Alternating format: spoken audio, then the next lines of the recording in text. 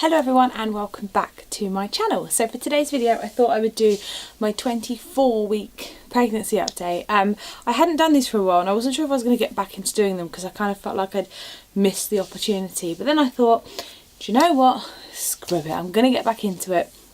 I don't know if I'll do it every week, I'll try, but I just want to document bits and bobs and like when I can. I do think it would be nice to have something to look back on after she's born and all that sort of stuff, and I think that when I miss being pregnant it'll be nice to look back on these pregnancy vlogs and remember that it wasn't all wonderful fairies and all that sort of stuff. So first of all, those of you who didn't get to watch my, or haven't watched my 20-week update and gender reveal, I'll put it up here in a little card. We are having a girl, so she, I can now say, I had to edit out so many bits in the 20-week video where I kept saying she, and I wanted to reveal it at the end of the video. A little update from my baby bump book, which I've been filling in mostly. I've got a couple of bits to update and I've got a picture I need to put in here. It's actually, all the way in the background there is my favourite picture from our 20-week scan. I didn't pay to have pictures done. I think you can pay and they can go for like more profile pictures and you can spend more time like getting the side profile and stuff, but we didn't really want to pay. We were late anyway for turning up. If you want to know about that, that's also my 20-week update. So we didn't get that many, but that one's a good photo, so I want to put that in here, but it's up on in a little thing that says it's a girl on the thingy, so I can see her every morning if I want. The baby is almost the size of a coconut, which is just crazy. Like, I just can't believe how big she keeps getting every week, and that we're in the 20s, like in the almost mid-20s, like what? She's 30.5 centimetres and about 630 grams, which again, she's closer to a kilo than not. It's just crazy to me. She's just so big in comparison to when we first started the journey, and it's just, it feels like I've blinked and I'm already 24 weeks. In the same sense, I'm really impatient to meet her, so you know, but I have started to get the worry where it's like we are in no way prepared. If she was to just arrive today, we do actually have a car seat and a Moses basket, so in fairness we've got a few things and we've got a sleep suit, so I mean we could have her for a day, but like we're really not prepared. Also, we're maybe going to move between now and when the baby's born, potentially. Well, we don't know for definite, we haven't found the right place yet, and we rent, so we have like we've seen a few, we might move, we don't know, we're really torn as to whether it's the right decision or not to do it beforehand, but we've kind of been holding off buying stuff because we don't really want to set up a nursery here for her because she'll be sleeping in this room with us. It seems pointless to set up a nursery to then have to move it all, and yes, we don't know if we're going to move or not before, but it's getting close to the time where I won't be able to move really. So what's happened with baby is your baby is now so well developed that she could potentially survive outside the womb with neonatal care. Her brain is growing rapidly and her lungs are developing. The next few weeks will be key for baby to put on weight for all the vital organs to mature. It's amazing. It's one of these in one of my little updates on my phone. It's amazing to see that the baby could now technically be like a viable pregnancy baby outside the womb. Obviously, as impatient as I am to meet her, I don't actually want her to come into the world any sooner than her due date, because unless it's like a week before or 2 weeks before, if she really wants to, that'd be fab. I don't really want her to come out any sooner than her due date. It's kind of relaxing to know that we've got to this point, and if something was to happen, survival rates still aren't like, oh my god, she's definitely going to survive and have no problems. In fact, she'd probably quite highly likely have problems if she came out today.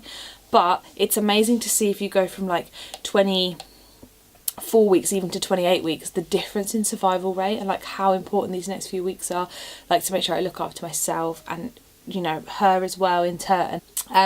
So the list of things that I've got, I will try and do this weekly, as I say. Might not be a huge amount of things that change, but so the first thing is, as I said, her dad has now felt her kicking.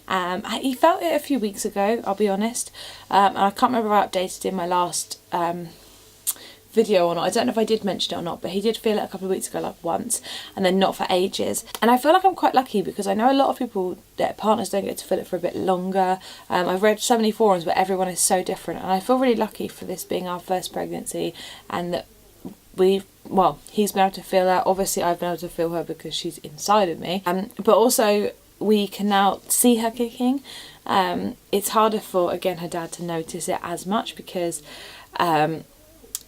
it's like I'm breathing and then I can feel it kick and I'm like, oh, but you can't see it as much because they're not like the biggest kicks in the world yet. Like they're strong enough that she's moving my belly, but she's still pretty tiny in the grand scheme of how much kicking she's going to do. It concerns me for later down the line because she's already kicking my bladder and it is the weirdest feeling. She also rolls a lot, so every now and again, like either a bum or a head just sticks out in my stomach and it gets so like tight and hard and it's so uncomfortable, but also really amazing, and it's so addictive, like waiting for the next kick and just like watching her stomach. I find myself just drifting off watching my stomach all the time, just waiting for the next kick. But I find because I sit down at a desk all day for work, that's where she tends to kick my bladder more, because I'm probably squashing her because my posture's not that good, and so she's just sitting down there right on the bladder. But it's like I noticed the kicks have moved from, I was trying to capture them on video like a week or so ago, and they were much further down the bum, like much more towards the bottom, whereas now, because she's got more space and she's a bit bigger, you can see them more where my belly button is, and it's like, you know, I can just lay and watch it. Just, I love it. I'm loving this part of pregnancy. I'm loving, I just think it's amazing. I found it really weird when I first felt her kick and like started to feel her move. I felt like it was like I love her like already so much. It's so like I just can't wait to meet her. But I did find it like it felt like it was like invading. Something was just invading my stomach and I just felt weird about it. It's just a weird feeling, like something else growing inside of you, and I don't know, I can't explain it. Let me know if any of you else felt that way. It passed after like a couple of weeks of like on and off feeling it. But I just wanted to put that out there because I felt bad for feeling weird about the fact that there's like a little alien inside of me. I don't know what it is, but now the kicks are like stronger and it's there every day and I'm waiting for it and I'm used to it.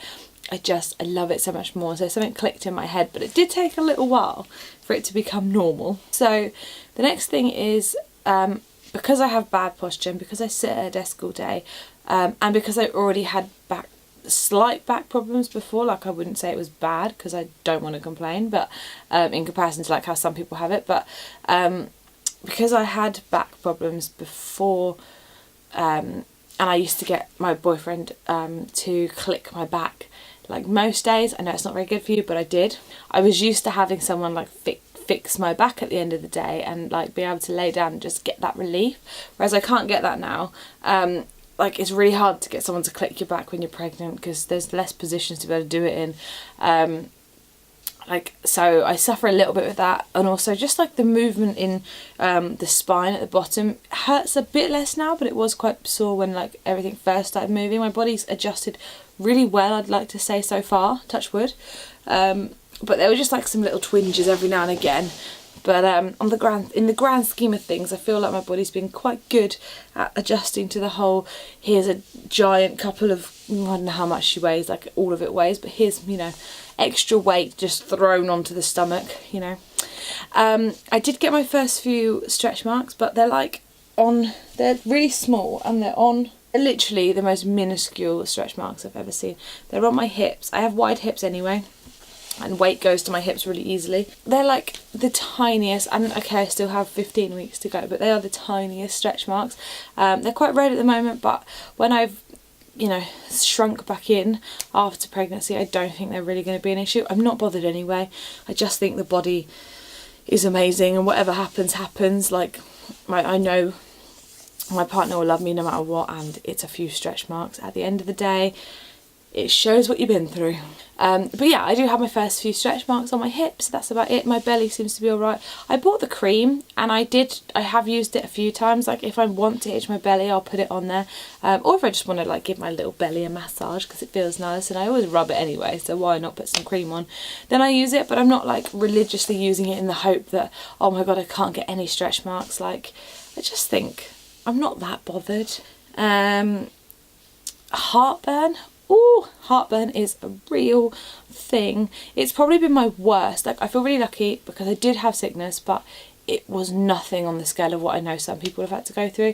I felt rough to begin with, but now, other than like a few aches and pains and like that. I haven't got a huge amount to complain about, except heartburn. I've eaten so many rennie this pregnancy that it's unbelievable. I actually thought, like, I don't know if there's a limit to how many rennie you should take, but I've eaten a lot. The next thing is that gassiness is still a thing. I don't care how many people do or don't talk about this, gassiness is a thing during pregnancy. It's been worse since the second I got pregnant. It's just constant.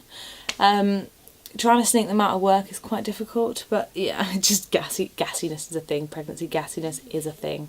And the last probably update that I've had over the last few weeks, because I'm catching up on a few weeks really, is I have noticed my temper and my hormones are a little bit more like this recently. I find myself being a lot more short-tempered and getting a lot more frustrated by things much quicker. Like, for example, we were in the shop the other day, and normally it's my boyfriend that gets bored of shopping, as in like food shopping, really quickly, whereas every single person in the shop was just annoying me. I wanted to get in, get what I needed and get out, and everything else was just really annoying me. So yeah, that wasn't great. I've also noticed that one thing that really grinds my gears, and I want to do a whole video on like things, like the 10 most irritating things about being pregnant maybe, or something along those lines. So let me know if you want to see that. But one thing that has been driving me crazy is that people try and be so nice when you're pregnant, and ever since I told people I was pregnant, they've been so like, oh my god, you're pregnant, oh my god, have this seat, you know, do you need anything, can I get you anything, don't do anything, put your feet up, relax, rest, which is lovely in theory. The thing is I know my body, I know what I can lift, I know like how much exercise is good and not good for me, I know what I did pre-pregnancy, I know when I feel like I'm straining my body, and I wouldn't do anything to hurt the baby, obviously. So I work in a company that deals with things like fabrics and things like that, right? So sometimes we have to move rolls of fabric. They're not heavy, like a couple of kilos maybe, and I get told off for even moving those by my colleagues, which is lovely, except when you really want to get a job done and no one else is going to do it for you.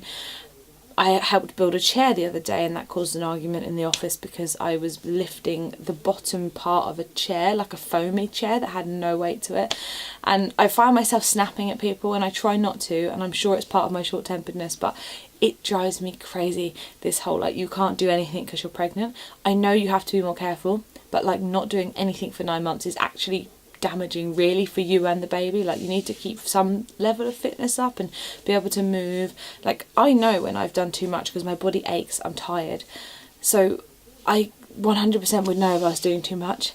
And of all the love that people try and give, it's a little frustrating.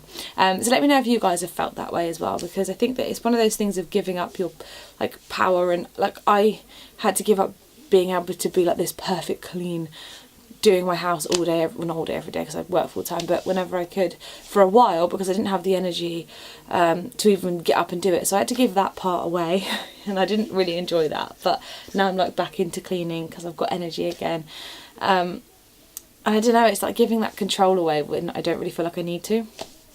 Anyway, I think that's it. The only other thing I need to do is show you the bump shot, so let me just do that quickly.